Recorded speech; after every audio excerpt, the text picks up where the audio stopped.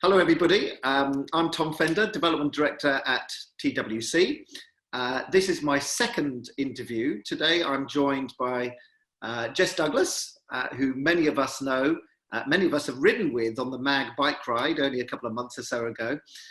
Jess is the HR and Marketing Director at buying group Confex, based in the lovely Cotswolds. And I'm just going to ask Jess over the next 10 minutes or so, 10, 12, 15 minutes, kind of what's been happening for her and her business and also her members. So over to you, Jess. It's been quite a 5 or 6 weeks, I would say. How's it been for you? Definitely. Well, since we came back from Asia as well, where it was, it all started in February, didn't it? So it seems to be been on the mind for quite a long time. So yeah, in terms of Confex, we really are working business as usual as much as we can, which I'm really proud of all of our team. We've got everybody set up working remotely, which I've lost track of days time now, but that's 4 weeks ago. Some of our team have always worked at home at different times, so they're used to it, but a lot of them have never done and adapted really well. So that's been brilliant. Alongside that, we have our morning Zoom meetings all together, which keeps everyone up to date on what they've got planned and what's in their diaries. So that's really good. And actually, to be honest, it means that we're probably all talking more than we ever do, because everyone's usually busy with meetings and lots going on in the office. So face-to-face contact with our team is better than ever, I'd say. In terms of big things that happen with Confex, obviously our trade show was the week that lockdown happened, the 26th of March. So we took the decision 2 weeks before that to postpone it to November, which is still planning to go ahead. So instead of that, we did a virtual trade show. So we went online, and our team contacted all of our members to let them know, and the suppliers were also in on that. So that was a success. Yes, so that was where we've gone there. In terms of also, I'd just like to note that none of our staff have been furloughed in the office. So everybody, promotions are still happening. The suppliers are all supporting those, which is great. And our BDMs are still having supplier contact. And yeah, there's lots going on, really. We've even taken in some new members. So Brilliant. Can I just on that last part, talking about promotions? There's been a lot of talk about some retailers, maybe supermarket chains, convenience chains, who maybe have reduced the number of promotions for a number of reasons. What's Confex's view and position on promotions? Yeah, well, we have had some suppliers that will take that action, but also we've had a lot that's in the pipeline already, so it's going through. I think we'll see more of this in the next couple of months, and I know promoting is not exactly at the top of everyone's agenda at the moment, but the suppliers are trying to support us as much as we are them, and we're carrying on having our monthly brochure that has actually moved to being just digital. We're not doing a hard copy of our brochure now, so that has changed, okay. Which I think is probably something for the future that we might look at. I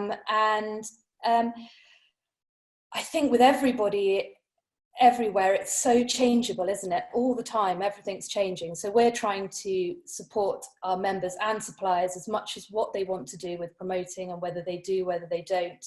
But we, as a business, are keeping things as normal as we can to enable the suppliers to do that. At the moment, we're having great support from them, so we'll carry on doing the same to them. Great. Remind us, what is the makeup of your membership? So we are primarily delivered wholesalers. We have 200 members across the country. They're really diverse in what they do.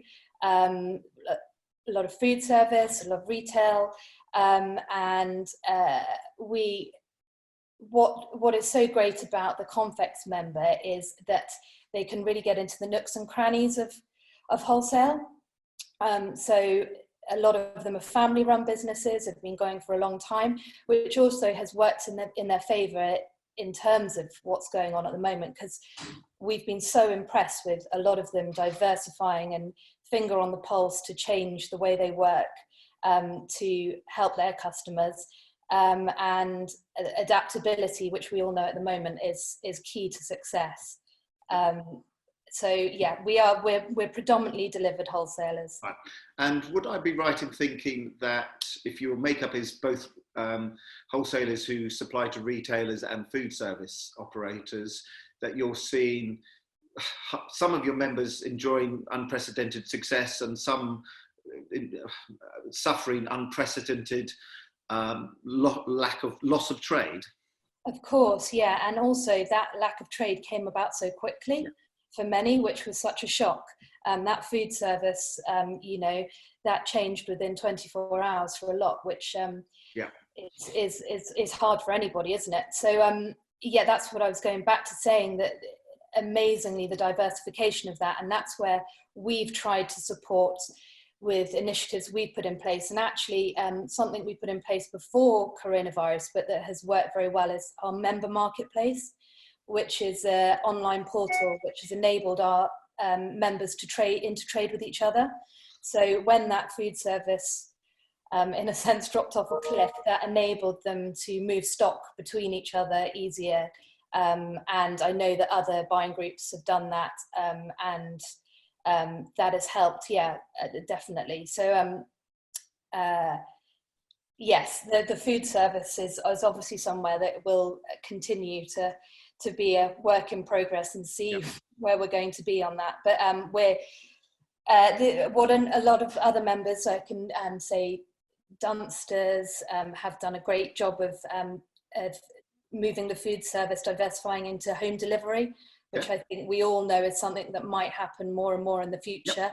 And this situation has enabled them to maybe fast track that more than they would have done in the past, be something that's been talked about in the past, but now they've been forced to do it almost.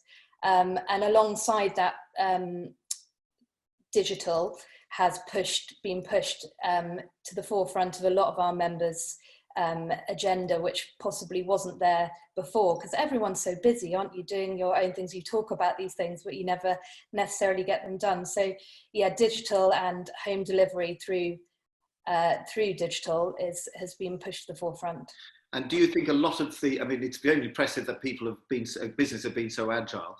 Do you get a sense that a lot of these initiatives, whether it's home working, whether it's Zoom calls, whether it's direct to consumer, if you were a trade only business, do you get a feeling that a lot of those initiatives are going to stick after the current, however long it lasts, situation is around?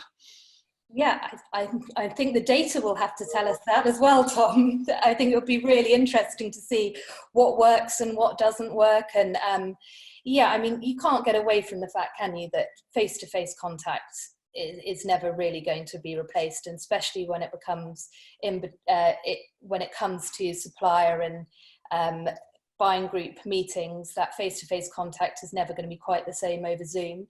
But I definitely think in terms of adaptability and working from home and still business as usual, being able to, I think the great thing about my team now all learning to work from home is that they realize it's possible.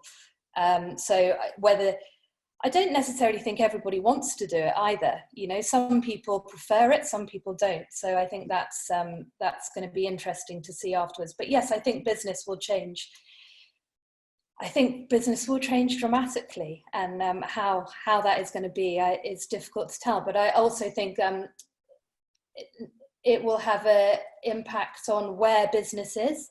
I don't think it necessarily will need to be as close to the main cities anymore. It shows that business can happen anywhere. So that'll be interesting to watch, won't it, for all of us?